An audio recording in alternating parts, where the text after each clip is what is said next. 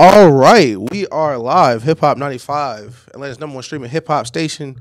May not be on time, but here when you need us. A little late, but hey, you know that's how it go. But we are back live. Shout out to the twins. Shout out to the YouTube audience. Shout out to the niggas listening to headphones. Mad that I'm yelling. To my left, lifelong best friend D-Rock in the building. Talk to him. Yes, sir. Yes, sir. Episode 41, show about nothing, pod about nothing, if you will. Understand this. Like it said, we are late, but to y'all, we are on time. Oh, God. And that is what matters. I am happy to be here. I've had a very busy week. It felt like a very long week. I did a lot, had a lot done. So I'm happy to be here. Summer League has started. We finally got a #1 rap album. Drake's tour started. So it is things to talk about, things to get to, but I think the most important thing to talk about right now is KeKe Palmer. And Jonah Hill. And Jonah Hill. Shout out Jonah Hill. This is not the podcast for this, but it's the summer. Basketball season is over. Football training camp hasn't started. So why not? Real quick. So for those of you who don't know, KeKe Palmer, lifelong Nickelodeon star, a star in the black community since Akeelah and the Bee. I think every black family watched that movie together and cheer for her to win that like we weren't watching a movie. God, listen, clapping that. Yeah. Come on, man. Facts. So, rooting against the other kids. It was crazy. And rooting against the other kids in the movie. Yeah. So, Usher, 1994, he debuted, I believe. So Usher has been around for a very long time, very well known. I'm sure Usher and KeKe Palmer have run into each other, but you know that might have been her childhood crush or whatnot. KeKe Palmer just had a baby. Shout out to her. She looks beautiful. Shout out to her. She looks amazing. Her body is bodying. Yeah. She is mothering. Shout out to motherhood. I think that's what they call it. So the glow. The glow. She is beautiful beyond belief, and she always has been. She went to Usher show. And for those of you who don't know, Usher has been doing a Vegas residency for quite some time. It is one of the best shows out I've heard. It is something that if I was in a different position in my life, I would be making my way to. And the seat that she is in is like the house seat. Everybody, the famous people sit in that seat. Steve Ballmer was in that seat. Joe Budden was in that seat. I saw Sweetie was there. Saweetie was there in that seat. I think Ellen Pompeo was in there one day. If y'all know that. Shout out, Grace. So multiple celebrities sit in that seat, and Usher does this thing where he goes up, and those seats, they're basically like a section, if you will. Those sections, he sings to them. The woman he pulls up does a little dance with them. KeKe Palmer has a fiance. When she went to Vegas residency, she told bro, I'm going to see Usher. Yeah. Not we. Like, yeah, which is I'm going to see Usher. It was so many. I don't know what you're doing this weekend, but I'm gonna be in Vegas. I'm gonna go see Usher. So many places he should have stopped this or changed. That could have changed this course of action. Like so KeKe Palmer, again, without her said boyfriend, husband, whatever that is. No free promo. Went to the Vegas residency and had the time of her life. She posted an Instagram story of her with her mouth wide open. I don't think that's a pause moment because that's a woman. So her mouth. Let's still pause it. Let's still pause it. That's my mom. Let's pause it. Okay. So that's somebody's mom. So with her mouth wide open, pause. She was looking at Usher with his shirt off, like, "Oh my goodness, this is amazing." Yep. She did a little spin. I don't know if y'all saw that. She did a little spin. And then he comes to their section, as he does for everybody's show. He did it with Joe Budden's girlfriend. He did it with Steve Ballmer's wife. He did it with everybody. So he comes to his section and holds out his hand. And, of course, KeKe stands up because it's KeKe Palmer. Everybody knows she's here at this point. Yeah. She's a star. And she goes on to caress his neck and dance with him. A lot of shoulder touches. Turns around. She sings with him. And from that point of view, it looked like, oh, okay. Yeah. That's not that first Instagram story was more so like what you doing after this, not like I'm happy to be here. Right. So he goes on about his business. Of course, we're in 2023, so that gets posted, and now the internet is up in frenzy. Oh, she got a man. Yeah. How you gonna do this? Oh, what's she wearing? Why her ass out? Well, she a woman. She can wear what she wants to. She a grown woman. She can wear exactly what she wants to. That man at home, that's her baby. She know that. He know that. So he should be secure. Right on cue. That nigga is not secure. Now listen, let me take over here. Let's hand it off right here. So let me get y'all. Let me tell you the other side. Because Usher got a lot of songs. Mm-hmm. My favorite Usher songs start. Don't leave your girl around me. True player for real. And I know when bro was at home watching the videos, that's all he was hearing on the replay. Can't leave my bitch around. It's True player for real. Like, that's Usher, bro. It's Usher to it. But so first, everyone was like, yo, she can wear what she want. If her man don't care, why do y'all care? Da, da, da. And then I swear to God, I did not believe this was KeKe Palmer, dude. No cap. If there was not proof they was together, there's no way y'all can convince me. This random guy on Twitter was KeKe Palmer BM. But here he go. Out of nowhere. What was so crazy is, and I said this earlier, there were so many places this could have not went this way. Because I've never seen someone like commit social media suicide like that. Like, he stepped off the bridge. Like, there is no scenario where he tweets that and does not get destroyed. At what point he had like 18K quotes on the same tweet in one day. Just that many people calling you a POS. It's honestly impressive. Like, it got to, I don't know if you saw it, got to CNN and ABC. Yes. Like, it was a worldwide event that everyone hates you. And it's so funny because I don't know, I really don't know if I've ever seen somebody like really get cooked like that. Nah. Because it just kept getting worse and worse. Because he a regular dude, oh yeah, KeKe make more money than him. So now he broke. Now he broke at home complaining. And now you famous on Twitter, so they digging through your tweets. They found some all Sterling tweets. God. Now you all lives matter. They was calling you Jigaboo in the comments. Like, it got so bad for him. Shout out KeKe Palmer, a beautiful woman. Listen, I don't care what you were. I wouldn't have said nothing. I wouldn't have said a word. But word to the wise. I would have went with her though. Come on now. Oh, first of all, I like Usher. I love Usher. I love Usher. We finna both sing. Bro, we finna have a good. He finna dance with me. No. He stick his hand out. We both stand up. What you talking about? Like, we finna both sing this verse. Are you crazy? Yeah. What? So, hey, better man than me. I'm trying to fail. Look, you gonna go to war with Usher? With Usher, you think you're gonna win that? You gonna go to war with Usher, bro? Usher threw Usher bucks in the glove. 75K of them. And 2 years later, he doing a 8-year Vegas residency. You think he can come? He can come back from anything. Bro. He can come back from anything. It's Eddie Burke. Never mind. I'm not. That's what I would start hating immediately, bro. You gotta take steps, bro. You gotta understand the angle. Like, shout out Jeff T, crazy podcast. He was talking about arguing with T-Mac. Sometimes you gotta know your angle for real. Yes. Like, you gotta be on stage like, yo, I heard he had something for real. Like, yo, you know, back in the day, like, you gotta get into whatever bag you got. You can get to, bro. You can't out money Usher. You can't out cool Usher. You gonna get on Twitter and think you got better pull than Usher? You got better Twitter pull than Usher? Come on, bro. He just told you he didn't know who you was. Bro, damn. He just told you he didn't know who he was. It is over. It's over, dog. Bro, you tweet that. If we call, who are you? Like, what are you saying? You're just some dude. So, I think it said the most important thing out of all of this, which was, you didn't have to do this. You did not have to do this. You jumped off this bridge yourself. Bro, did nobody push you? Did nobody walk by if the wind blew too hard and you fell off? You jumped off the bridge. What's crazy? For no reason. And my thing is, if you wanted to crash out, you could have crashed out at home. You could wait till she got to the crib. Bro. You wait till she get to the crib. You can lie about what happened. You can say she said things she didn't say. There's so many angles to get out of it. You tweeted this. Bro, get in your gaslighting bag, twin. Literally. But now you on the internet with it, so now she can flip this back on you. Let me ask you this. How many voice messages did he send before the tweet?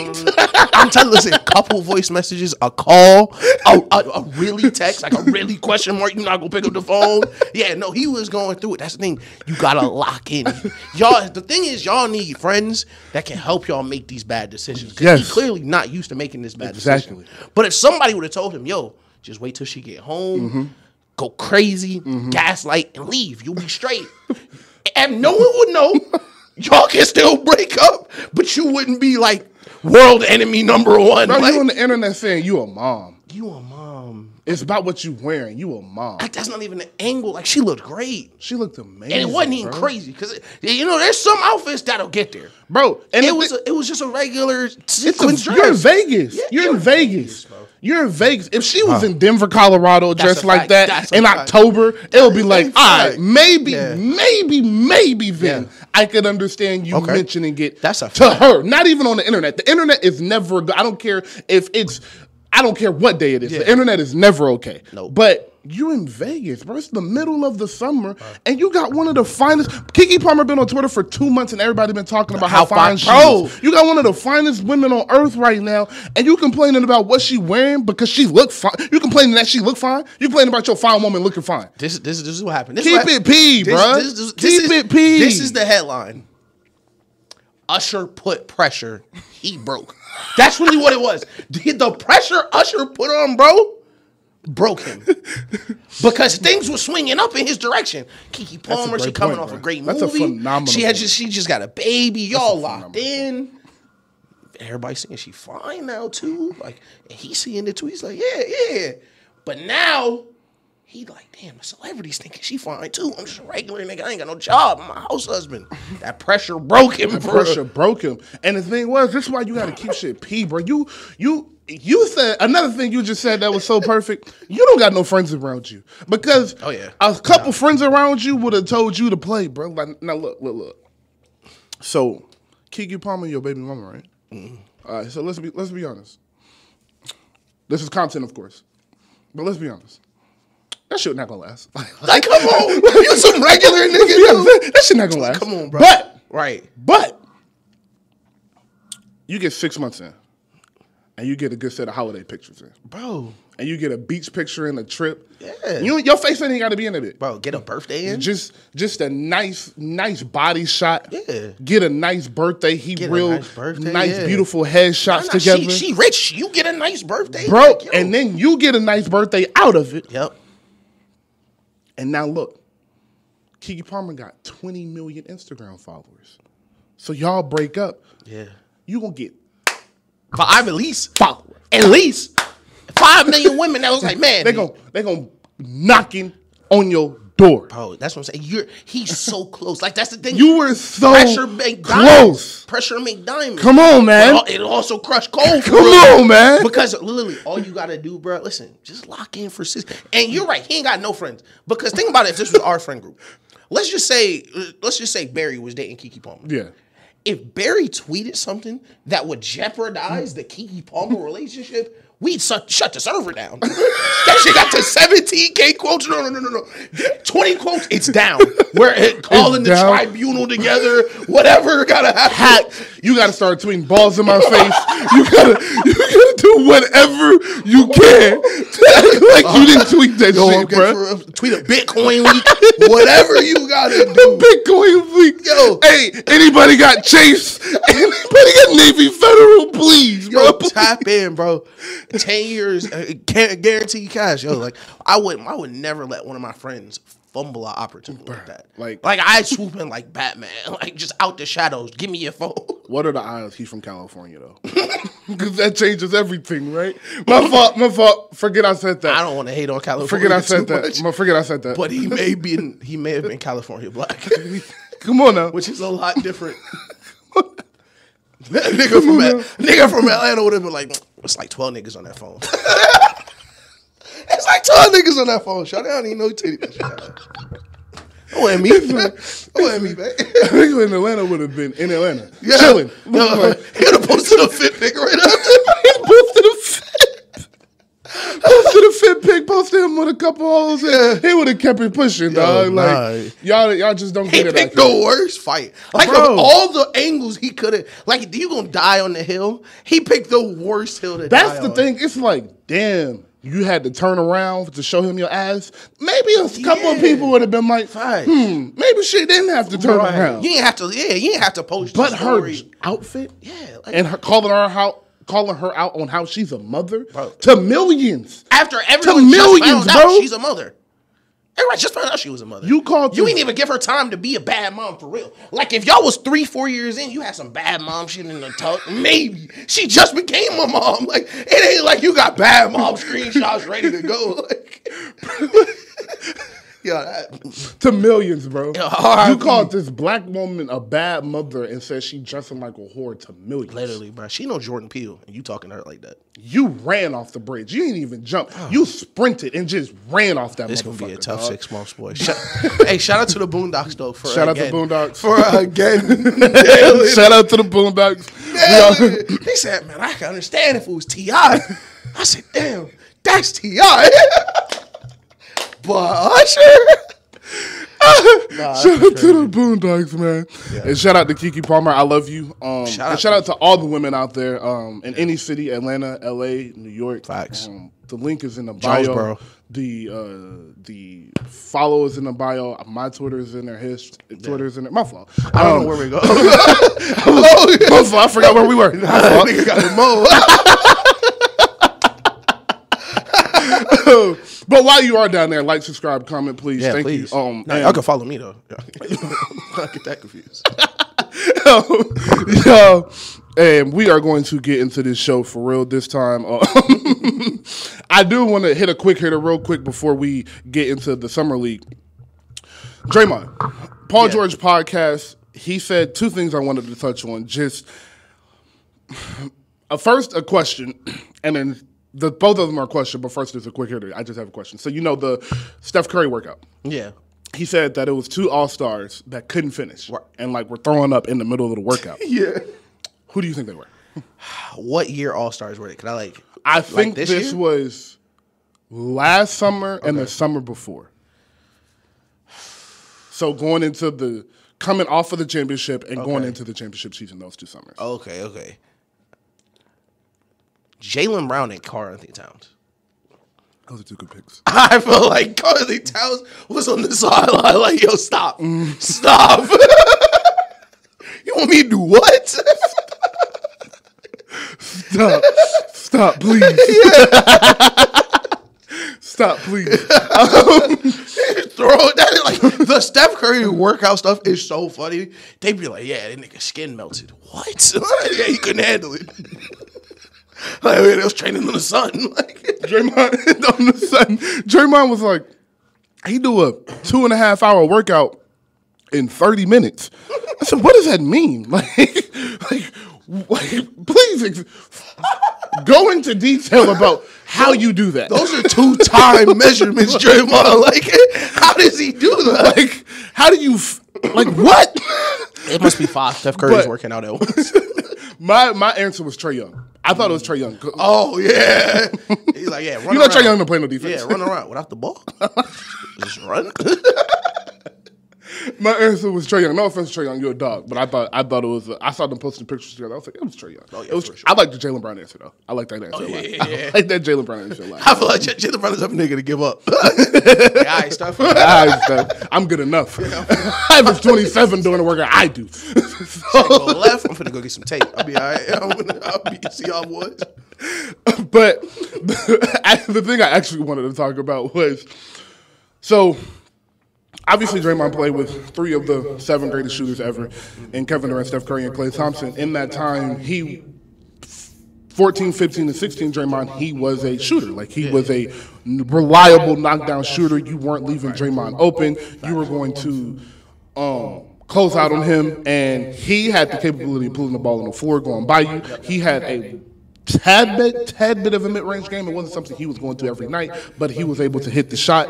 And he even mentioned that growing up, all until he got to the NBA and had to buy into a role, like he was a scorer. In college, he was a scorer, a defensive player. Summer league, it's hilarious. Crazy one dribble. Yes, bag. he was a scorer. And obviously, when you get three of the 7 best shooters and 2 of the 10 best scorers ever on your team, you're not going to get to shoot the ball as much, especially when you're a known facilitator already. So he said that being around that, well, he lost his confidence in his shot. And I watch a lot of Warriors basketball, and that made perfect sense. I said, after all the basketball I have watched, all the shots that I've watched pass and Draymond pass up, it makes way more sense that it was a confidence thing more than anything else. Yeah. Because you know who Draymond is, and it was just like, bro, they trying you. Like, you've been open all game, and you won't shoot. You keep looking for Steph, getting him double teamed and things of that nature. And yeah, sometimes it works out, but like, shoot the ball, bro. And I heard it was his knee, and I heard it was his wrist, and I'm sure it was probably those things, but I think he is saying, like, his confidence was more than anything. He said he wants to get back to that point where he is a reliable shooter. How did you feel about that when you heard that? Oh, yeah, no, it makes perfect sense. And he talked about it a little bit before, like, you know, I play with Steph Curry and Klay Thompson. Why would I ever take a jump shot? And there is some truth in that. Yes. But, and we've mentioned it, the best Warriors team was the one best regular season team. But wasn't the best, you know, with KD. It was the one where every nigga on the court shot the ball. Mm-hmm. So when Draymond was on the court shooting the ball with 4 other players that also shot the ball, their offense was almost unstoppable and damn near won a championship. But it makes sense over time, especially, like, I would take it the other way, like, the shots you see them make, if that makes sense. It's like, okay, I may make this 3, but he's probably already made it. Like, he's probably already made it in his mind, and he's running back. Like, I should probably swing the ball. Yes. And that's where it makes more sense. And, you know, I think Draymond's career is he was in a probably one of the most unique positions we'll ever see for, like, a supplementary star on a team where no one else in NBA history probably could have made this decision. Facts. Like, if you're on any other team with any other supporting cast and any other coach, he's out of the league 4 or 5 years ago. Mm-hmm. Go look at Ben Simmons. Like, it's literally just not people in the NBA who don't shoot. Mm-hmm. But there's a luxury that was afforded to him by the people he played with. So it's kind of a perfect yin to yang thing where it's like, let Steph handle the defense. Let's say Steph handle the offense. I'll help where I can. I'll handle the defense. I'll focus on that. Because, like, Draymond takes 10 threes, he'll hit 3. Steph take 10 contested threes, he'll hit 5. Like, yeah. You know, and you just live with that. But it definitely makes total sense. I still hate him, though. I think that's a great point about the fact that they've already made this shot.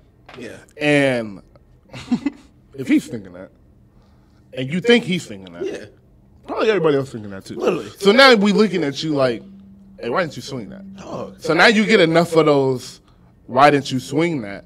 And then you keep seeing them make these shots, and it's like, damn, they right too. Right, like the first time a nigga looked at Draymond and said, why did you swing that? You know he was absolutely right to say that.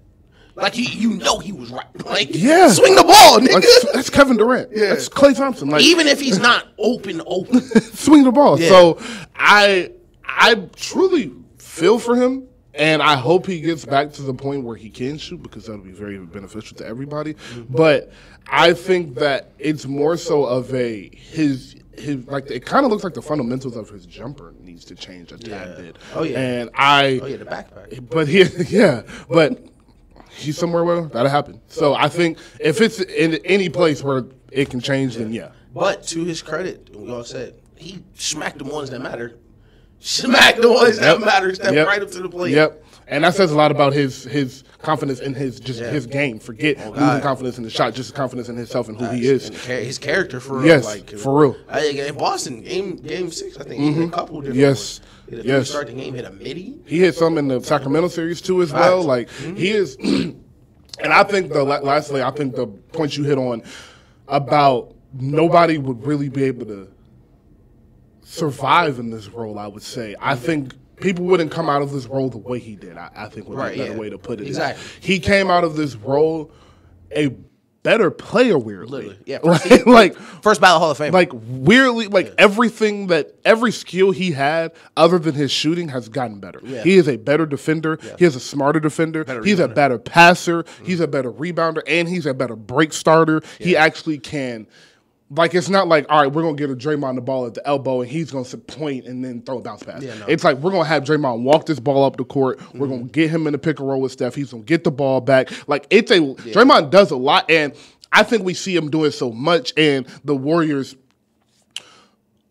have been the Warriors for so long, so the little trap into the 3-on-4 pass decision. Yeah, those decisions happen so fast. Yeah, and we take it for granted. We take it for granted. They happen so fast, and he makes the right pass 9 times out of 10, and I would say 9.5 times out of 10. He makes the right pass. Yeah, absolutely. So to do that so consistently and have routinely done that so much, which when you're in practice working on it, you're after practice working on it, you watch a film on the defense to see how they usually shift to said trap on how they move when they set that trap. So I think it is a very interesting very interesting position for a player to have to go into. Mm-hmm. And again, I don't know if anybody can. I don't think anybody has. No. Like, I don't think anybody has really been asked to take on not like it's people that have come into the league and had to play that role from the beginning. But Draymond came into this role like, no, we need 12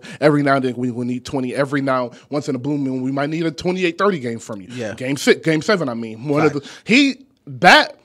He said this on the pod as well, and I never really thought about it. But if they win that game, that's one of the 5 or 6 greatest Game 7s ever. Facts. Like, but he don't win that Finals MVP. I hate that he said that. I don't think he wins that either. He got suspended. Yeah, like you got suspended. Yeah, like you're not winning Finals MVP. You're not winning the Finals MVP. Yeah, but one of the best Game 7s ever. Definitely one of the like control the game offensively and defensively. I think he had like 37, 35. Yeah. So like, hit a bunch of threes. Yes. I love watching that Game 7.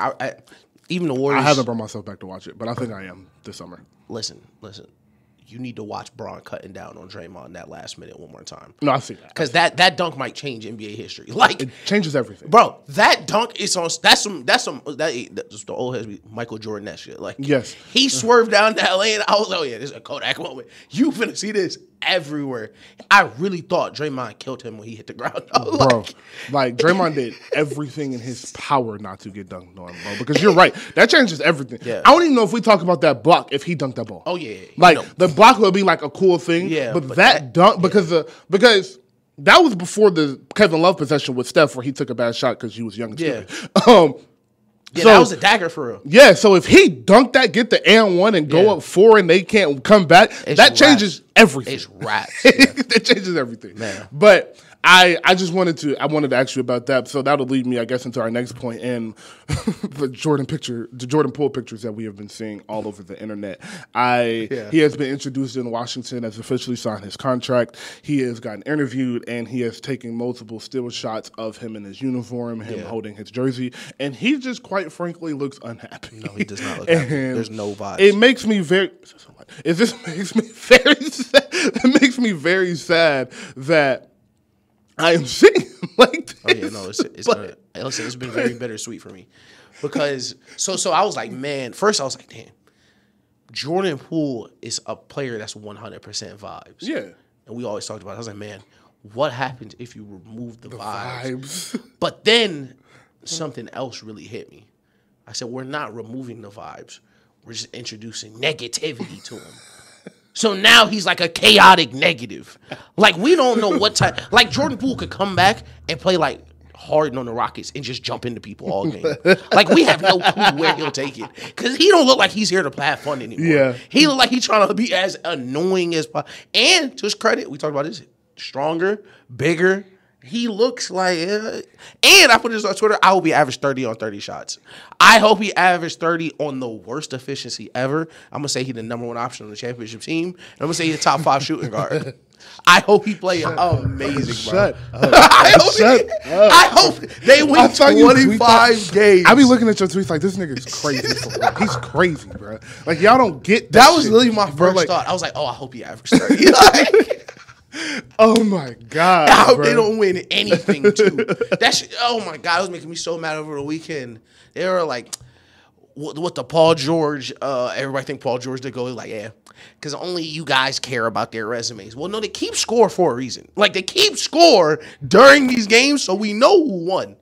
Shout out to Paul George, because the reason all these kids, that was killing me, is the reason all these kids like him is the first playoff game they watched was him in Indiana. They don't like him because he was doing something crazy in the regular season. He was going toe to toe with Braun in the playoffs. And almost beat him. He took him 7. Should have beat him. He should have beat him. Should have beat him. Should have beat him. It's so crazy because he's just so young in this series. Like they literally lost the game because he was doing some young shit. If they have a veteran point guard, they win that series. Oh yeah, I think so for sure. I think George Hill being a young point guard here 4 or 5 years. Yeah, George Hill not it. They had. Obviously not realistic, but they had like a Rondo on that team. Mm-hmm. I'm not even gonna say like a Chris Paul, like a scoring point guard, just a floor general, old Jason Kidd, somebody on that court just to control the tempo, get them in good sets and things like that nature. Because Paul George wasn't afraid of the moment. It was never a. They didn't even have Danny Granger on that team. He was hurt. No, he was hurt the whole time. Yeah, and that was the whole thing because there was like next year Danny Granger gonna come back and they're gonna be unstoppable. Yeah. And then he got hurt again. But I truly think that Paul George leg injury messed him up, and I don't think people give him the grace they should for that injury. That is a horrific injury, and I don't think you ever come back mentally from that. Right. Even as good as he has got, he got back to MVP level basketball, and I don't think he got as good as he would have been if he never breaks his leg in that way. Fact, I truly he's a lot heavier than he used to be. Yes, he's heavier, and I think that stronger. I don't want to say and yes, it's definitely stronger and heavier, but he is definitely. I think more passive than he used to be. Yeah.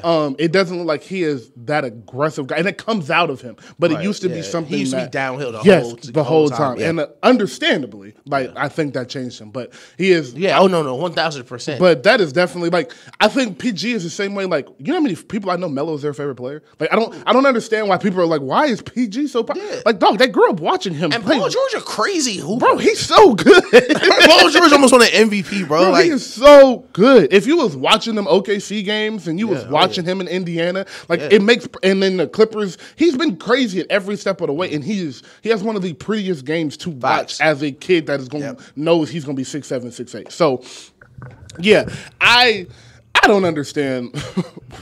I don't understand why y'all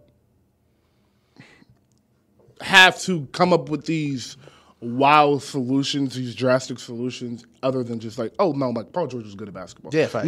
It can't be anything else. They don't care about the stats like you guys do. Is everybody's not a numbers merchant? It's like, nah, like he's 17 and he's Paul George averaged 29, 8, and 8. He's just is good at basketball. Like that's the reason. It's they break their back like his Lily right there. Like Paul George is a great basketball player. He's so good. Yeah. He's so good. Multi-time All-Star, All-NBA player. It's very easy. Probably future first ballot Hall of Famer. Yeah. Easily. Yeah. So I do want to ask you real quick with Jordan Poole. Do you think he can make a case for MVP this year? MVP, no. But I do want to be the first to say... all right. I do want to be the first to say he'll be All-Star this year. Probably most improved, though. Do you think this is his year to get most improved since he kind of got robbed from the Jair year? Yeah, this is because it makes sense that he didn't get it before, the script and everything. Yeah. But this was like the perfect time for him to really do it, especially because how the seeding is set up. Like, you can really be a play-in team and be trash. Yes. So if they're a play-in team and he got really good numbers, like, it's definitely on the board. Like, there are first-team All-NBA players that were in the play-in last event. And another thing. My friend, my boy Kev, he was like, man, why don't you want Jordan Poole on the Spurs? I was like, we need to suck next year. Mm-hmm. Jordan Poole's gonna play 82 games. Yes. I don't need him to play 82 games on the Spurs. Yeah. He gonna play 82 games in Washington. Yeah. And he's gonna win a lot of good reps at PG. And I hope he does not play PG, if that makes sense. Tyus Jones is there. That's what I'm saying. I hope Tyus Jones with Tyus Jones there, I hope Jordan Poole lets Tyus Jones be point guard, and Jordan Poole just go score. Similar to Donovan Mitchell. Yeah, and like facilitate as a part of like that being the combo guard, but really just let that shit go. Just really hoop. I think his game can grow so much in the next, because he is on he's on a 4-year contract, so he has 3 years there. I think his game can grow so much in the next 3 years that he'll be 26, I want to say, when this contract is up. he would be a 1A option, a 1B option on a championship team. Yeah. That is how much potential I see in him. I'm not saying he's going to get there, but his ceiling is a 1B option on the championship team because of exactly what you said. Tyus Jones being there gives him the opportunity to just be like, all right, you don't get 22 shots a night. Go take those shots and figure out how you can score, where your spots are, and do these things. But he already has excellent point guard instincts. Yeah. He has a tremendous feel for the game. Yeah. When he is confident in himself and he is in a consistent role and playing consistent minutes, he is a big shot taker and a big shot maker, and he can make every pass you need a point guard to make. He is great in the pick and roll. He is great just off of driving and kicking. He is great in the fast break. He's great in slow transition, like where you have like a 4-on-5 type fast break, 4-on-3 type fast break. He is every aspect of a point guard play he has. It is about him staying under control and limiting the turnovers. That is where he needs his problem is. But he gets out of control when he is out of his role for too long, or he's in and out of a role. He'll get sped up, as all young players do. This is a young player trait. So the two things. One, he has to buy into a defense. He has to buy into defense, and I hope the coach that they have over there preaches that to him, that you need to buy into defense. You need to be buying into every night, I'm going to make an effort to play defense so it becomes second nature. Especially because you have added that strength. Yes. You are not 6'2". Yes. You are a solid 6'4", 6'5". Yes. With that added strength. Yes. Like, you should be able to defend most people's worst player on the court. Yes. And that's all you're asking. And like you shouldn't. It shouldn't be like, oh my God, we putting him on. We put him because who was the Lakers? We putting him D-Lo, and he literally can't do nothing about it. D-Lo just cooking. Like we shouldn't be getting to that point. Somebody who couldn't be on the court. Yes. So I think he is in an excellent position. I hate that it ended the way it did, but it made me very happy to hear that he said he can call Stephen Clay whenever he needs to. Yeah. Those are relationships that'll last forever. He said that he loves them. Like I don't know if he said that verbatim, but like he pretty much said that, like, those are my brothers. Like I love them. And when he was asked about the Draymond situation, he said, "I'm excited to be in Washington, man." Yeah. And I just was like, bro, like that maturity at 23 is special, bro. And dog, just to get that he hasn't said one thing about it. Bro. He hasn't said like it hasn't been a weird. The only thing he did was unfollow him on Instagram, which makes perfect sense. So. He hasn't said anything to bring any extra attention to him or Draymond about that situation, and it's been almost a full calendar year since that happened. And that maturity he has at that young age is why it is so frustrating. He's not on the Warriors anymore. Yeah, it is frustrating. It's frustrating. He was the guy that got punched. It's so frustrating especially because what you said, like Warren Washington now, like it's got to be amazing, even though he has the same thing, to get that weight off your shoulders, like the tension in the locker room, the questions after the game, questions in the game. What did you mean when you did this in the game, when you moved his hand, when you is this more beef? No, bro. Like so much can go on. I'm glad he's getting a fresh start in Washington to really just try with a young team as well. Yeah, and try. You spoke about that last week about how the vibes of the camaraderie in the locker room per se is like, bro, they're 32. Steph is 34, 35. Yeah, like, what does he want to talk about with a 23-year-old forever in an 82-game season? He got some people that's really gonna vibe with him. They'll be able to be a team. He'll be able to slightly be a leader on that team and things of that nature. So coming to and him and Kuz both won championships. Both players that that were great in their role. Yeah, coming there to Washington. I don't think Washington is going to be as bad as people think they will be. I don't either. I really like Tyus Jones at point guard. I really like Jordan Poole. I really like Kyle Kuzma. The Eastern Conference is not great. Nope. And they will be one of those young teams that play 82 games really hard. Every single night. They got a good rookie, Bill Colby. They got Patrick Baldwin Jr., who I think is going to be a very, very big piece for them next year.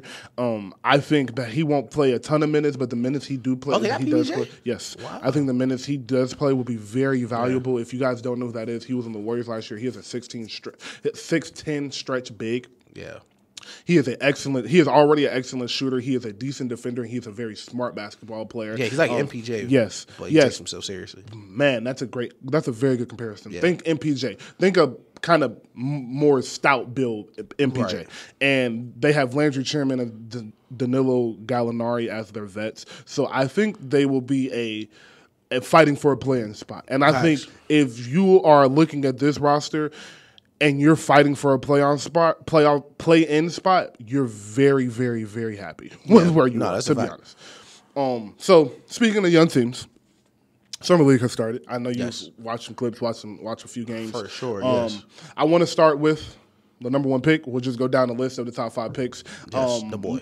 The boy, Vic, only played 1 game. He played 1 Summer League game. So we're going to do the correct thing and not act like his NBA career is over. But I do want to ask what you saw from him. Bruh, so, like, I was KO'd Friday night, so I got to watch the full game Saturday, I think. Or actually, it might have been Thursday. No, it was Friday. It was Friday. Yeah, it was Friday because I was KO'd. But I liked kind of almost everything I saw. He was 2 for 13. Let me actually turn. He was 2 for 13. Mm-hmm. But first, I don't care what you shoot in the Summer League. Mm-hmm. You got here last month. I don't care what you shoot in the Summer League.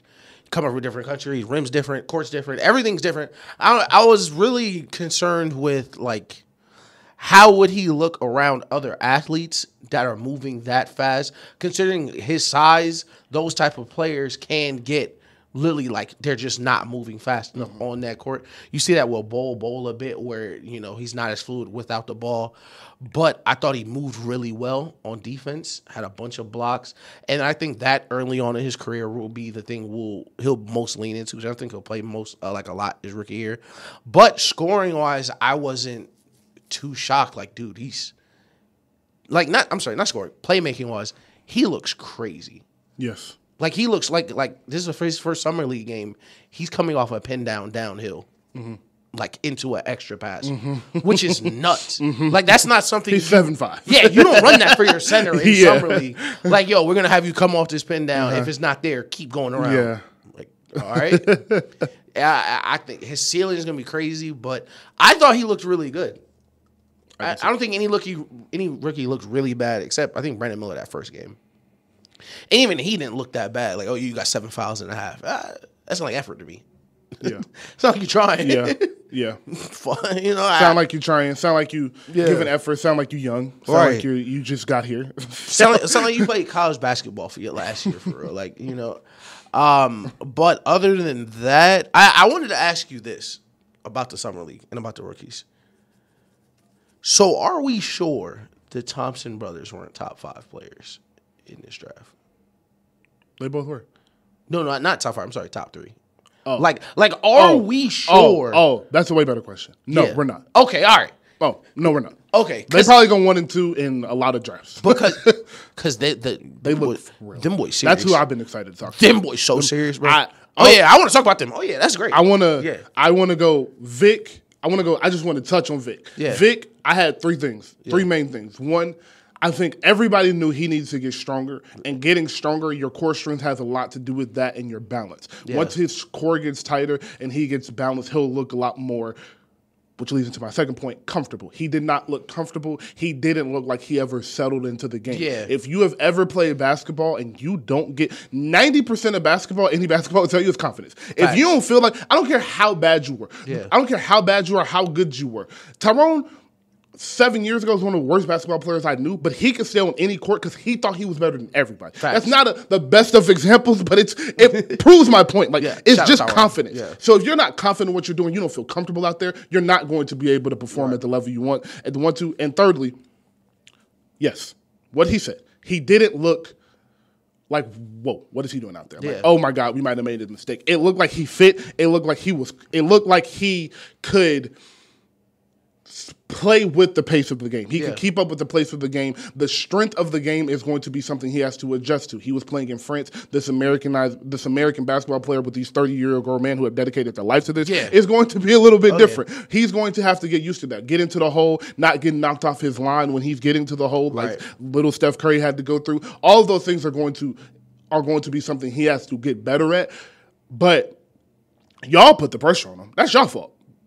Yeah. Y'all were the ones who was going to come out here and say he was going to average 28, 10, and 12 his first season. Y'all was calling him the best player in the world already. That was y'all doing. I ain't gonna lie, he came down. His potential is still right there. It's not gone anywhere. He came down, caught it, hard dribble, burst into the lane. I said, "Oh my god!" Yeah, like it's all there. Yeah, I said, It's all there. The flashes. I said, "Oh yeah, it's all that there. is why niggas don't want you like that." Like, maybe my fourth point would be lastly, he felt the pressure. Oh yeah, like. He's 19, bro. Like, he smacked Britney Spears the night before. Bro, like, he's been having a crazy. He's been having a crazy past a year, damn it. Hasn't it been since the hype started? Like, think about all of the stuff we haven't seen behind the scenes of this person calling him. He's on the stage with Kareem. Like, and you got to remember, in Europe, children mature faster. Yes. So he's been around adults, around other big, rich, powerful people for a long time, and they're all telling him like, "Nah, it's you. You're the one." Yeah, everybody's telling him, "No, it's not me. It's you for real." And another thing is, nobody does celebrity culture like America does. Yeah. So him coming over here has probably been an adjustment to people constantly walking up to him. Yeah. I mean, I'm sure he was a draw anyway because he's 7'5", so of course people look at him. But the drawing up to him, the picture taken from across the street, sitting down at a restaurant. Shout out Britney Spears. Everybody, shout out Britney Spears. Watch who you reaching at. You lucky I wasn't there. Watch who you reaching at, shorty. Yeah, so it's just a lot for him to deal with. And you're asking him, he got drafted 2 weeks ago. He's playing basketball nonstop for 4 years, and you're mad. Y'all like tripping over one summer league game. In Vegas. Please chill. In Vegas. Please chill. None of this matters. Brandon Miller, you said the same thing. He plays hard. Same thing. He has to get comfortable. He is a 6'9". His handle has to get better. That is what I would say. His handle is going to be a problem this year. I see that happening right now. But I like that after the first 2 games where he was kind of iffy, he came out that third game and was jacking. Yeah, just letting whatever go. Facts. And I don't care what he shot from the field. I don't care how many points he had. It's the confidence. It's the willingness to take these shots. All right, so Scoot and the Thompson twins. Yeah. All right, so any other draft, they pick 1, 2, and 3. Okay, that makes sense. They are special. But all 3 of them. Yo, yeah. All 3. They are crazy. The league is in good hands with them. I was really watching like Almond play, and I was like, man, so are we sure Scoot was better than him? Are we sure? Like, were we positive? Are we positive? Yeah, because Scoot was no doubt number 2, and I'm watching him play, and I'm like, man, he big, he's strong, he fast, great handle, finishing with both hands, super downhill, and super paced.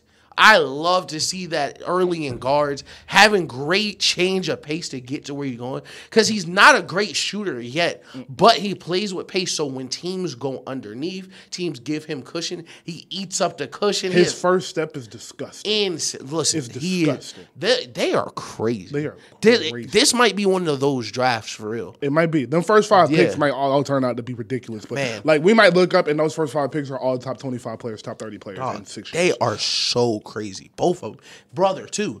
And Scoot. I'm in Osar. Osar, yeah. I'm in Osar.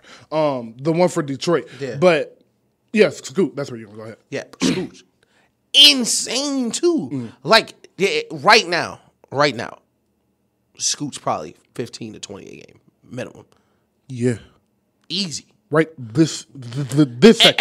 And for people that don't understand how crazy that is, when Luka was coming out, I said Luka's gonna have a LeBron rookie year, and niggas called me crazy, and he averaged 20, and that's what Bron averaged. So for a rookie point guard, not a rookie 6'8", not a rookie who's huge and could dunk like Bron or Shaq, who's physically imposing on everyone already. No, he is a rookie PG. Still growing as a person. Not even finished developing as a human. He's going to come in and be 20 points, 8 assists a night. Yeah. Like, Scoot ceiling is ridiculous. Scoot ceiling is ridiculous. So, Scoot, I think the first thing that stands out to me in Scoot is his confidence in himself. Oh, yeah. He looks like every time he steps on the court, he don't think nobody can stop him. Facts. And shit, I believe it too. Shit, I believe it too. He said he should have been the first pick.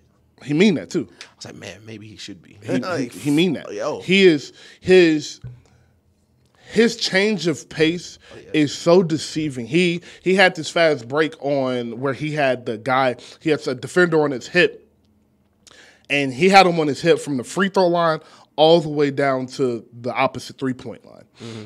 And he kept him on his hip at a nice. It wasn't super fast, but it was enough for it to be one of those slower fast breaks I was just talking about. Right. But at the last minute, the defender starts to come up to stop the ball, and he explodes. Like, takes a step, boom, at the rim, finishes with the ball. And it's just that. At that size, you have to be able to change your space to be able to deceive the defense. Yeah. And he having that, and not only having it, it is comfortable. It is who he is. Yeah. So I'll make this example. Jalen Duren on the Pistons. Yep. If you guys are on Twitter or you guys watching any of this Summer League game, you saw him take this pound dribble into a crossover, back into a crossover, into a pull-up. Yeah. And it was beautiful. He's 6'10". Him being able to get that off is crazy. But you can tell by how he did that move, that was a move he's been working on these past 2 summers. He's been practicing, and he's not very, very comfortable doing that yet. And that's why he's getting off in the Summer League game. Scoot, the way he plays with his pace, you can tell that's a part of his game. Yeah. And that's something he's going to be comfortable with from day one. He's going to come in game one playing like that. Jalen Duren is not going to be taking that shot very consistently throughout the year. Right. Also, he is amazing around the rim, and that is so important for a young guard to have because he's not an above finisher. He is a Kyrie, Steph, Chris Paul type finisher where I'm below the rim. Right. I can get up if I need to. I'm going to get up and boom this on your head if I really feel like it, but I'm more than capable of hitting a reverse layup, hitting an offhand layup, going off the wrong foot. He did a couple of those. I think he missed a couple, but just the fact that he is able to do that and that is something that he has his creativity. I'm in an all-star, have that in their game too.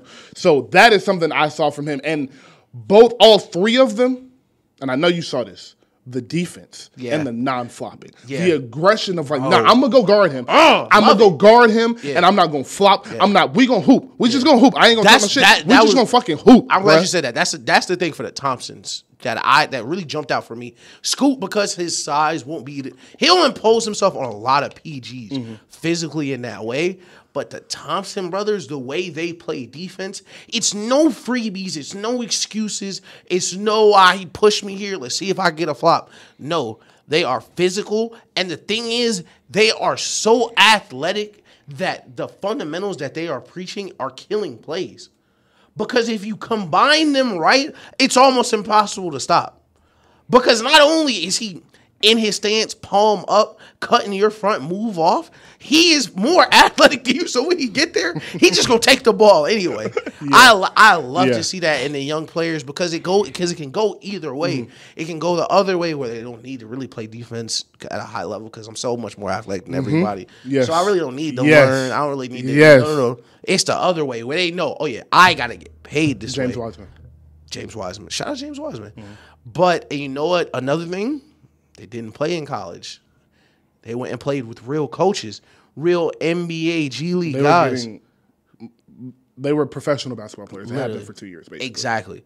Where you don't get to have those excuses. You don't get to we are playing for jobs. Yes. Like they are these people here. They're getting paid to play at OT. Yes. Yeah, that's a good point. These people are trying to feed their family. These people you playing against, they don't have the NBA to look forward to. This is their NBA. This is their NBA. Yes. So they have to. So I really like how the G League and how those other leagues are kind of starting to really push some elite talent into the league where top pick in the draft didn't come from college.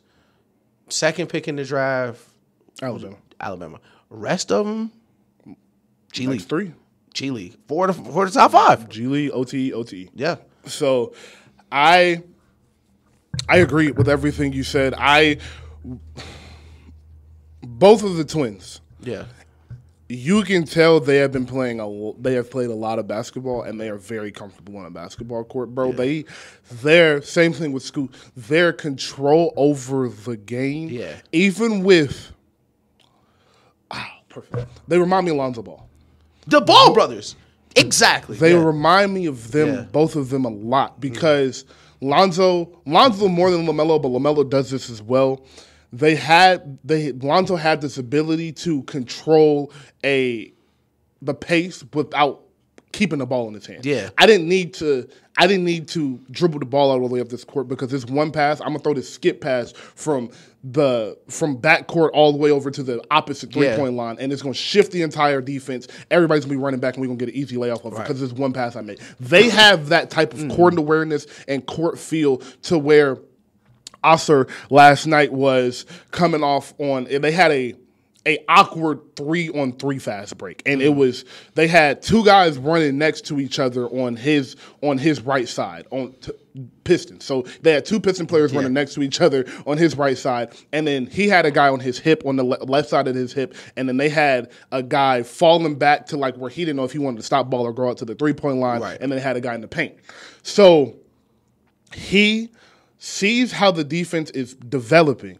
The defender, one of the last defender, steps back into the paint, and the guy on the far right side on the Pistons crashes. When he crashes, the defender that was up top takes a step back, and he makes an instant. It was like he saw the move, like how Braun does. Like he'll see you move one little inch and throw the pass. Yeah. He saw him take that step back, throw right to the 3-point line, wide open 3 knockdown. Yep. And it was just like, and the announcer said at the moment, he was like, that seems like such a simple pass. Right. But the way he just saw that play develop is something like you can't teach that. They are both of them, and his brothers like that. Amin had a couple plays like that as well. Yeah. And then lastly is the way they're able to finish with both hands. That left hand layup he had. Two of them. He had two of them back to back. Yes, bro. He is special, bro. Like they are going to be special players as long as they develop their jumper. You can't play in this NBA if you can't shoot. They have to develop a jumper, but they have everything else. Yeah. And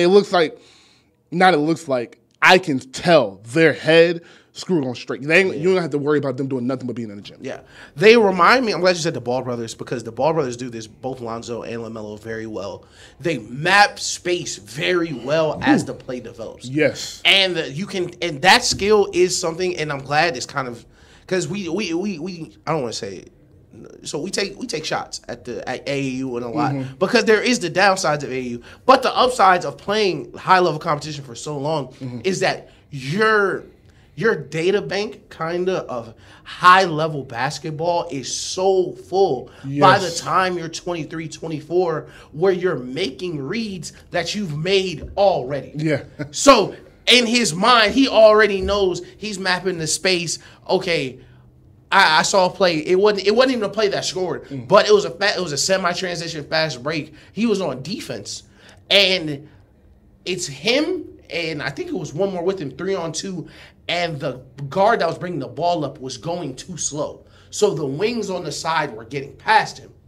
So instead of running to pick up the ball, he saw him start to pass the wing, jabbed at the wing, and then went to go pick up the ball. So he don't make the pass. The other guy gets picked up. The other guy, he didn't make the pass, so he's running way down. The last guy who's sprinting back on defense gets him, and they have to reset the play. Yes. And little things like that are so much different than 2-on-3 fast break.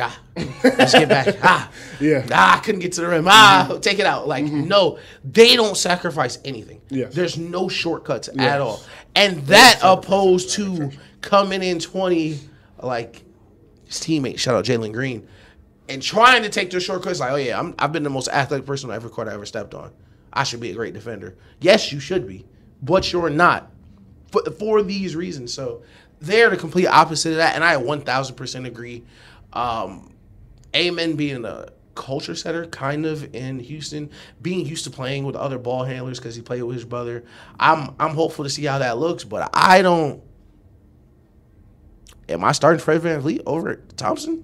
So, as always, we're always here. Okay, that's where I was going to both of them. Yeah, because we'll start with Fred because I was going Jaden Ivey first, but we'll start with Fred. Fred, the answer is yes, because you just paid him $123 million for some reason. Gosh.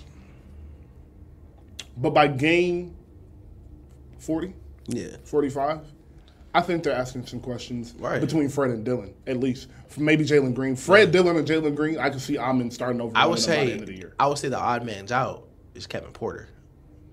Because remember, they signed Kevin Porter to that super weird deal. Yes. That I hate you deal. Like, you got to do all this just to get paid. Like, I think he may be the odd man out where Dylan money guaranteed. Fred, money guaranteed. We just use his top 5 pick on Thompson. Kevin Porter, we've had problems with you. We gave you a year. The team stunk with you. We won 20 games. I think if he doesn't come out professional, like if he doesn't take that next step, not even on the court, just everywhere else in that locker room, he gonna wake up in Charlotte. I think, yes, and I think another thing that is going to cause issues is how many guards they have in that locker room. Facts. They have Dillon Brooks, Amin, Fred, Jalen, and Kevin Porter. That's 5 guards. You're not playing 5 guards. And I want to say will be important. The thing with Amin is he's 6'7". He's tallish. So for some teams, he's going to be able to play power forward. Some nights he's going to be their 4, and he'll be a stretch 4. Jalen Green is only 6'4", so he is a 3 at best. Yeah. And he's not really a 3 because he can't guard 3. And he don't want to play 3. And he don't want to play 3. So with that, and Kevin Porter Jr. is 6'4" as well. So those are 2 guards. Fred VanVleet, we know, is 6 feet. Yeah. Maybe. He might not even be 6 feet. Ain't no way he's 6 feet. Dillon Brooks is 6'5", 6'6". Right. So those are 3 actual guards that have to be at the 1, 2, or 3 spot. You're not going to be able to give all of them minutes, and they all are players that should be minutes. And I do agree. Kevin Porter Jr. is probably the one that we'll see traded to a lesser team a la Washington. Yeah. I could see him in San Antonio. I could see him in Charlotte. He was last year. I can see him in Charlotte. Yeah. I think that's somebody Miami should reach out and look into getting. Yeah. If they cannot land Dame, it's Kevin Porter Jr. I think he would be a very good scoring option off the bench for them. So Milwaukee, I think yes, no, but no, please God no. But Milwaukee's a scary place. No, please God no. Woo. Milwaukee, Lakers, and the last one, Denver. Stay away from them, please. Denver God, would be so Denver would be ridiculous. Denver would be so crazy. Denver would be ridiculous. So he couldn't play with Michael Malone. No, they'll get fighting quick. Yeah. So, I do think Kevin Porter Jr. gets traded. Last show I was listening back, I posted this on TikTok, so y'all go listen to it, is Fred VanVleet is such a tradable asset.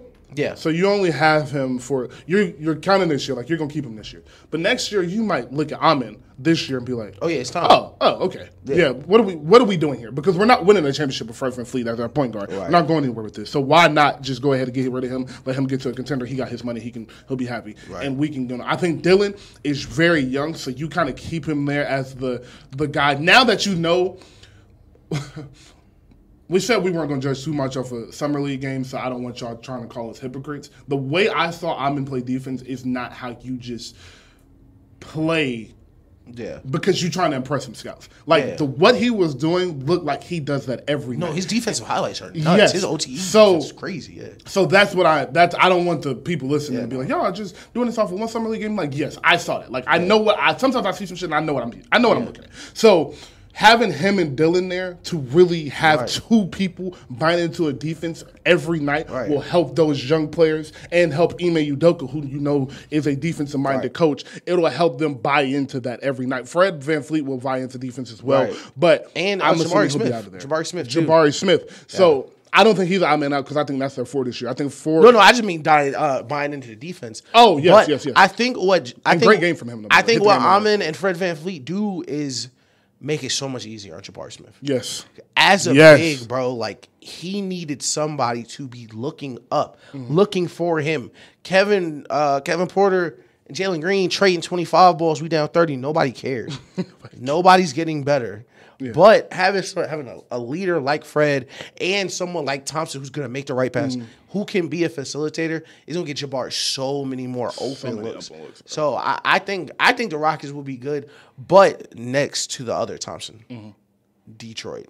Yes. Who I think also could be very good. Yes. Like, they could be I think they're quietly skating. Yeah. They're very sneaky. They remind me a lot of Cleveland last year. Yeah. Of course, they don't have a Donovan Mitchell coming in, but they have a lot of young talent that kind of fits when Cade is 6'7" and Thompson is 6'7". They got Ivy and Duran. Bro, they got a lot of talent that's playing better together. And they got a good coach, too. And because of this new dumbass CBA, you're not gonna be able to pay all of them, which is so Facts, stupid. yeah. So stupid. But Shout out Grant Williams. for the time being, Shout out CJ McCollum. I feel like if you never won a championship, you should not be able to negotiate in the NBA. I feel like that should be the bare minimum. Because nothing you say nothing you say matters. I think with Detroit, they're building something that I love. And Yeah. we speak about this with great championship teams. They are building a team that can win any style of basketball. Yeah. We can go Twin Towers. We can go small. We can go regular height. Everybody is a normal position of height base. Right. We can kind of win in any style. We can run a 3-guard lineup. We can run a 3-big lineup. We can run a shooter lineup. It is so many ways, so many lineups that they will be able to put on this court that will lessen a, what is the word I'm looking for? Disadvantage. There you go. Disadvantage. That's exactly what I'm looking for. That will lessen a disadvantage that the team may have. They will be able to come back so many offenses and defenses just by the roster they're building. All of these players just are the not here personnel yet. they have. Right? Yes. All of these players are not here yet. They haven't arrived yet. But you keep this team together as much as you can in the next 3 to 4 years, man, Detroit basketball going to be back, bro. And they got some people over there. And I was explaining to my dad's lifelong Piston fan. I was talking to my dad. Yeah, like super big Piston fan. But I was talking to him about Thompson, like how really good he is. Like I was really like explaining to him because my dad don't watch the draft. Yeah. Like, he cares. He's just not watching the draft. But I was like, man, him and Cade, and this is gonna sound hyperbolic, him and Cade could change the NBA because. And just stay with me for the listeners that just smacked their teeth. Mark Jackson type shit right here. Yeah. Because, exactly, some Mark Jackson type shit. But on defense. Because it's a copycat league, right? And right now, it's like, do we need a Jokic stopper? Do we need 5 guys that can shoot? But the way the basketball is progressing, where everyone is 6'5" to 6'7", 6'9", having 2 6'7" elite athletic point guards who can shoot, pass, and defend at the high level can be the new blueprint. To where you actually can switch everything, but they're both elite defenders. They both make the right plays. And the way the game is progressing and spacing, you need multiple guys that can do that for you, that can handle the ball at a tall height and finish, score, and pass while all doing that. It's been a long time since any team has had an answer for something like that. Like every time the Clippers look healthy, we're like, man, they might win the championship. Yeah. Like, and that's what I'm saying. The blueprint might be there where teams like, yeah, we got a LaMelo. Shit, let's draft Amon. Let's put him together. Like, let's double it. Like, and for players that have played with other superstars, I think that it's going to move, like, especially because it's new CBA, it's not going to be, every team not going to have a superstar. No. Every team not going to have a Dame. Every team not going to have a Luka. Like, right now, it's a bunch of heliocentric offenses, but as the new CBA changes, teams are going to have to play more together, more separated. So I think that may be the trend where, okay, we got a tall guard. All right, let's get another one. Yeah. Like, where tall guards become the default almost. Yes. That's a great point. That's a great point because if you're looking around the league, I mean, Josh 6'4". Yep. Shea is 6'6". Yep. I think Shea Fox. might be 6'7". Fox is 6'4". Yeah. Like the small guards are the older guards. Bro, like Steph, the younger guards coming in recently have been big. Luka's 6'7". Bro, look at Scoot, bro. Look at Scoot. Scoot is short. Scoot is short, and he looks huge. Yeah, he's 6'2", 6'3". Yeah. That's the thing. And Cade is Scoot 6'7". is regular PG height. And he looks small. He looks tiny out there. He looks big, but he looks short out there. He looks tiny out there, bro. That is crazy, bro. Look at Chris Paul next time he plays. Just look at Chris Paul. Look at Chris Paul and everybody else. Look at Fred VanVleet. Look how Fred, when the Rockets walk out the first time, look how small Fred VanVleet is actually going to look, bro. Yeah, it's crazy. And we're moving to a time where we just can't cover you on defense anymore. The court is too spread. There's too much to stop for you not to be the best offensive player in the league. Right. Like, if you're that size and you're Ja, Steph, one of these players that warps the game the other way, cool. But think about it like this. If this was 10 years ago, Tyus Jones might be an all-star. Type shit. Like he's Mark Jackson. Type shit, Like Mark Jackson is a street legend. Like yeah. And now Tyus Jones, oh yeah, you're too small. Tyus Jones is a poor man's Rajon Rondo. Literally. 10, 12 years ago. And because he little, it's much different. So I think the Pistons, these teams that are so big, I think they have a definite chance. I hope and we say this all the time, I hope they keep the core together as long as they can. I think Jaden Ivey is the odd man out of that core. Yeah. Just because I think they drafted the same person in Jaden Ivey and Usher. I think the issue with it is, with Jaden Ivey, is that he is not a good shooter. I think if he can turn into a really good shooter over the next few years, really not few, like you have about a year and a half, 2 years, by the end of next season, and if he has come into a knockdown shooter, that is something you're considering him, keeping him around. But with what I saw from Usher and you being able, like I just said, he's a 6'7" point guard. Cade is a 6'5", 6'7", 6'5", 6'6", 6'7", something like that, point guard. So you have them to run your backcourt.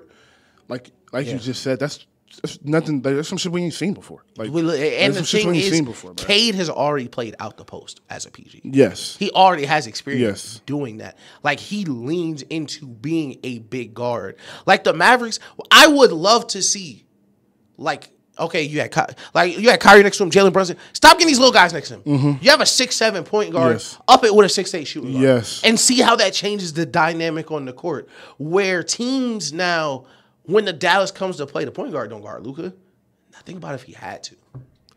Think about if he had to every night, because Luka's a great point, man. That's the smallest guy in the court. That's a great point. I think that's where a basketball is headed. Mm-hmm. To where, all right, we got to a point where let's call it the Steph Curry Renaissance, where 2016 on, if you were not skilled, you were not on the court. Mm-hmm.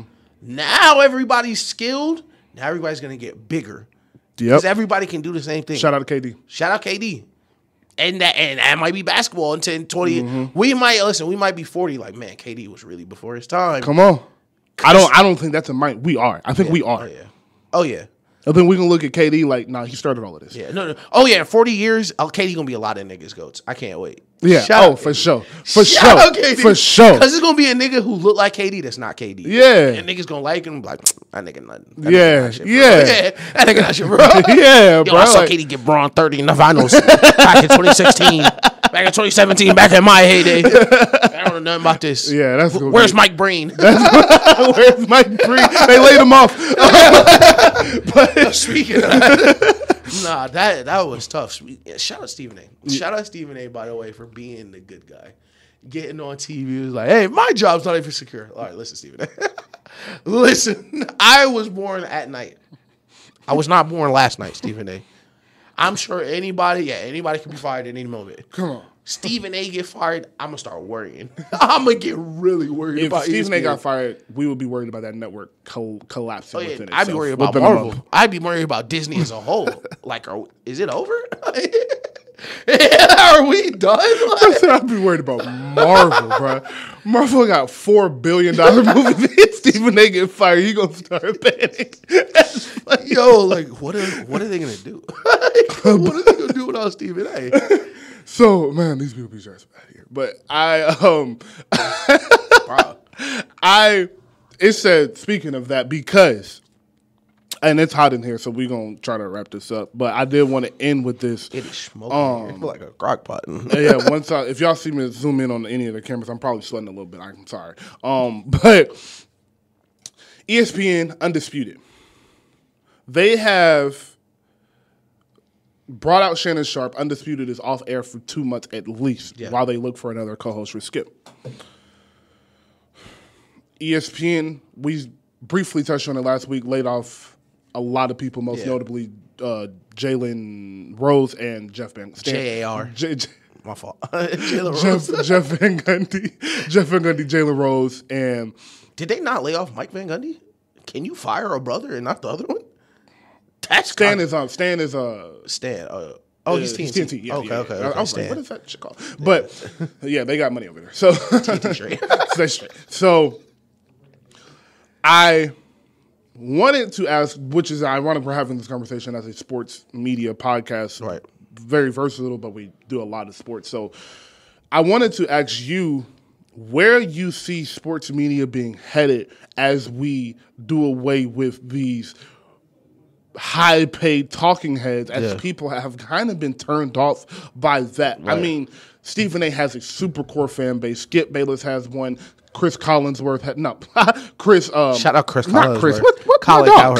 Colin Cowherd. My dog. I'm sorry, Colin. It's funny because I kind of see how you get them confused. Yes. Like Chris Collinsworth looks like if I tried to draw Colin Cowherd from memory. like no picture. You said, yo, what does Colin Cowherd look like? God. Yeah. And lastly, I would say Nick Wright is slowly developing into that space of getting a core little audience so where he can kind of go do anything. But if you look at Stephen A is more so, hey, I'm going to bring on people on these shows. I'm going to give this real brash opinion and be funny and be charismatic. Right. But I'm going to leave it to the experts to actually talk about this game. I'm starting to bring Kendrick Perkins on, who we don't call it expert, but he played basketball, so whatever. We'll give it to him. Yeah, Tracy Reddick. That's a good way to describe it. Tim Legler. And lastly, Mad Dog, who isn't an expert, but who is a very, if you have ever paid attention to any radio, at some point you have heard Mad Dog's name on radio. At some point.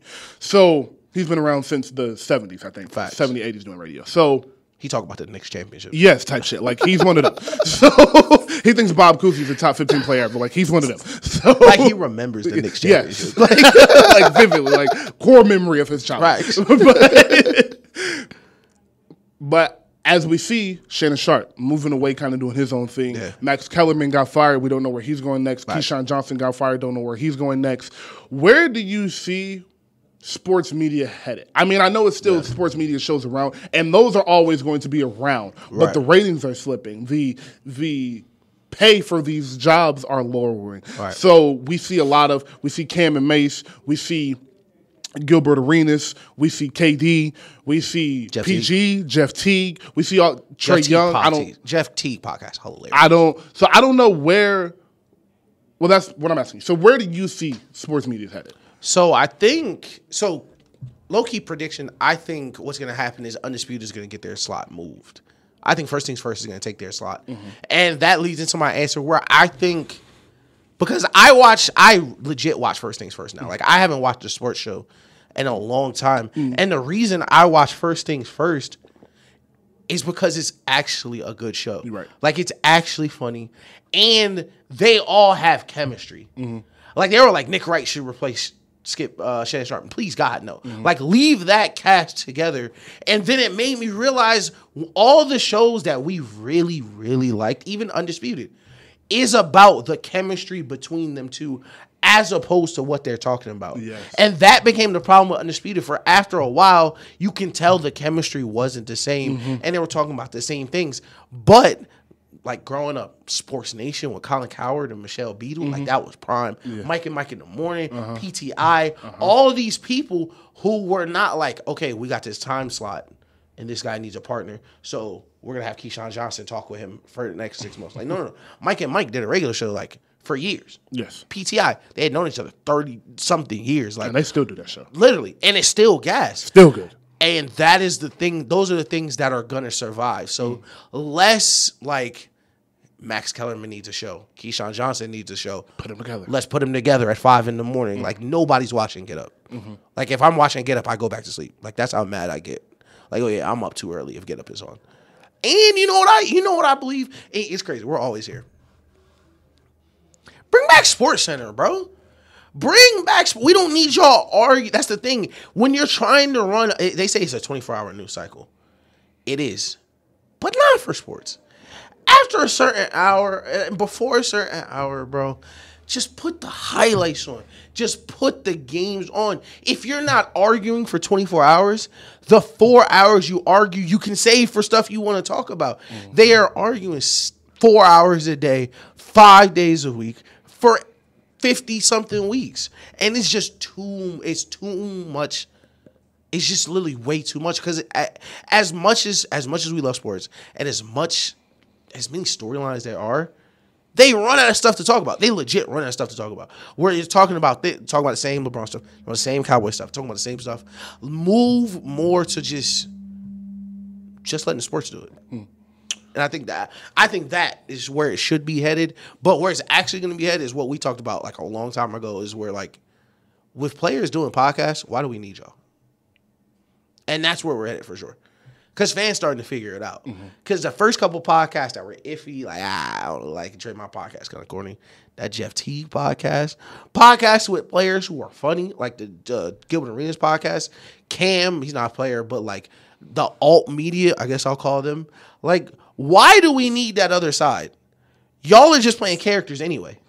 For Oklahoma and Kansas. That's a fact. North Dakota. Yeah. You know that. You know. Yeah. You know why. You know why. See, but that's what the Sports Center for. That's what the Sports Yeah, exactly. Butts County, like, making, like, yeah. But, so I think to answer this question, we have to go to the root of the problem first. The root of this problem is you guys have become predictable. Yeah. And I think that is what we suffer from. That's what we are suffering from now. I think the interesting thing about First Things First is that you can go on there. You can go on there. You can go watch First Things First. And other than the cheap stuff with Nick and the Braun stuff with Nick, you're not really sure what they're going to say on any given day. You're not really sure what their opinion is going to be. Yeah. Skip and Shannon, you knew exactly what was about to come out their mouth. Literally. From the jump. Every time. You knew exactly what was about to come out their mouth. Pause. Right. When a topic would get brought up. If it was Cowboys, you knew where they was going. If it was Braun, you knew where they was going. If it was about Brady, you knew where they was going. If it was about the Warriors, you knew where they was going. If it was about the Clippers, you knew where they was going. If it was about KD, you knew where they was going. Right. Every single thing became so predictable. And to the casual viewer, you may not notice that, and Shannon Sharp being funny and Skip being crazy may be enough to carry that show. But to your everyday supporters, you're going to get tired of that, and your ratings are going to start slipping, which is why I keep bringing up the point of Stephen A. noticing. I don't think that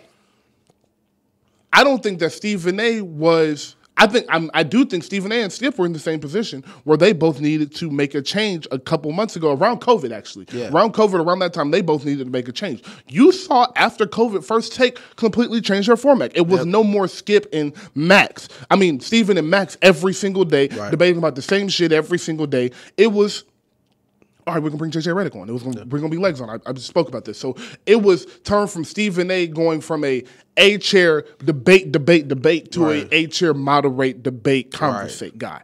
And he has the charisma and the talent to be able to adapt and adjust to that. And he is an executive producer on this show, so I'm going to give him the credit and say a lot of this was his idea. Him using his relationship with Michael Irvin and having him coming on every Monday during football season was genius. Right. Him using his relationship with Dan Orlowski and Mina Kimes and having them come on every Tuesday or Wednesday, whatever it was genius. And having JJ Redick come on twice a week and Kendrick Perkins come on twice a week was genius. You know why? Because these people's answers aren't going to be predictable. Football, you never know what you're going to get from Dan this week. You never know what type of questions you're going to get from Dan this week. And the beauty in football is that the player does not drive the business. The team drives the business. Right. So now we are able, because we're not just worried about the top 4 players in the NFL, we can go talk about the Bengals, and then we can jump to the Rams, and we can jump to the Cardinals, and we can jump to the Dolphins. With the basketball, there's 4 teams we're going to hit. 4 or 5 teams we're going to hit for most of the year. So, but if you have Max and Steven on, they're not football analysts. So you're not going to ask them to watch every single game and know every single player, but you're going to ask Dan to do that because that is his job at ESPN. That's what you're going to ask Michael Irvin to do that because that's his job at ESPN. Meaning that's his job. Wagyu, I think that's what they call it. Swagoo. That's what you're going to ask him to do because that is his job. JJ Redick, his job is not even really his job. He just loves basketball. He's going to watch basketball, so you can ask him about anything. So now it takes the predictability out of the show. I think that is something that if you see why I believe this and why I'm saying this is go to every other podcast. We'll start with our show.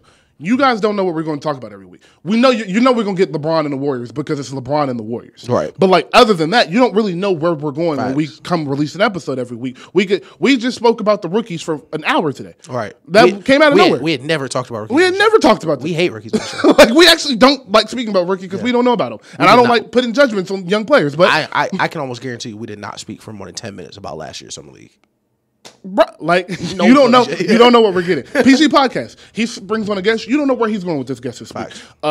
Jeff Teague. You don't know what story Jeff Teague is going to stay. You literally don't know what's going to come out of Cam and May's mouth. Pause. Every week. So Definitely pause.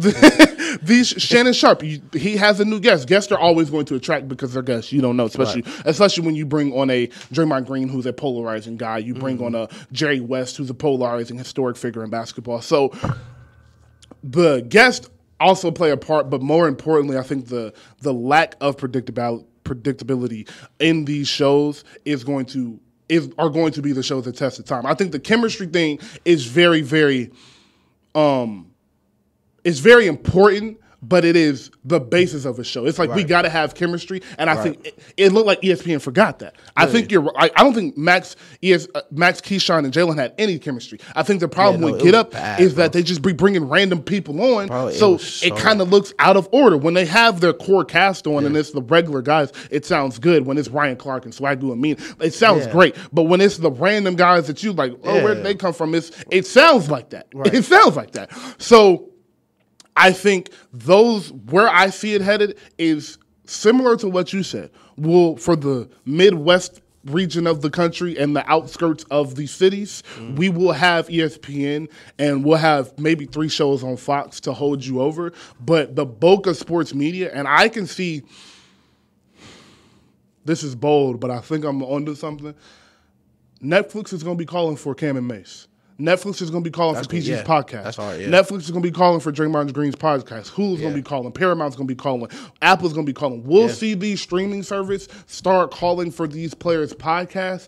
And the argument will be who has creative control of the IP and things of that nature. But once those conversations get settled out, I think we'll start seeing streaming shows have everyday episodes coming out of sports. So you'll have, this is Cam and Mace's Netflix show, and you'll be able to go back and watch episodes, and you'll also be able to just turn on at 10 o'clock every day and know a new episode of Cam and Mace is going to come on because they record that morning. I think it'll be something to that. Yeah. But, that was kind of the basis of that conversation. I was just kind of interested in that because it's changing. It's like, and the world be changing right in front of your eyes, and it's on you to pay attention to it. Oh, God, it's on you to pay attention to it. But to wrap up, Uzi had a #1 album and said Lovers Rage 3 is coming out in a couple of months, which doesn't surprise me. He has released in a lot of music, so him doing a pseudo-rock album mixed with rap and then doing an all-rap album makes perfect sense. He could be lying because the rappers lie all the time, but I wouldn't doubt Uzi drops another project before the end of this year. And he probably just got paid. I want to drop another album too. Exactly. Drake's tour started. It looks amazing. The set design looks amazing. The set list is kind of iffy in my opinion. I think it starts off strong and he does a lot of songs he shouldn't. But it's Drake. I'm not surprised. Yeah. And gotta play the hits. New Travis. Gotta play the hits. New Travis is on the way. And Party Next Door on the way. Party Next Door is on the way. The NBA Cup, how did you feel about that? We'll speak more about it next week, but it's hot, so.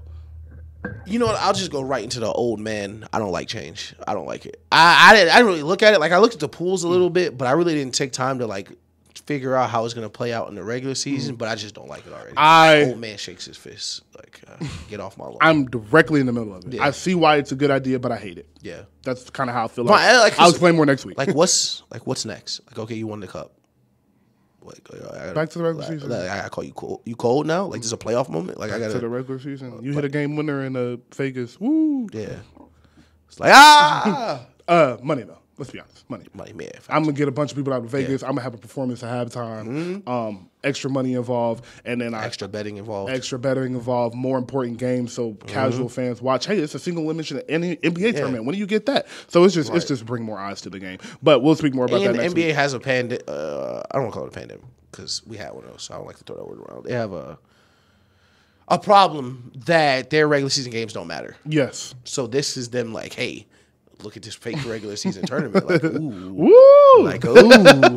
LeBron might get sent home by Jalen Duren. Like, woo! Right. So, yep. And D-Hop is looking like he is headed to New England. Yes. So, yes, he did call that. And New Travis is on what we've been saying that for weeks, but it's looking closer and closer. And that set design he had at that festival last week was crazy. Last night was crazy. Yeah. That was crazy. So, thank you for listening, Twins. Episode 41 is in the books. Yeah. The Dirk episode. The Dirk episode.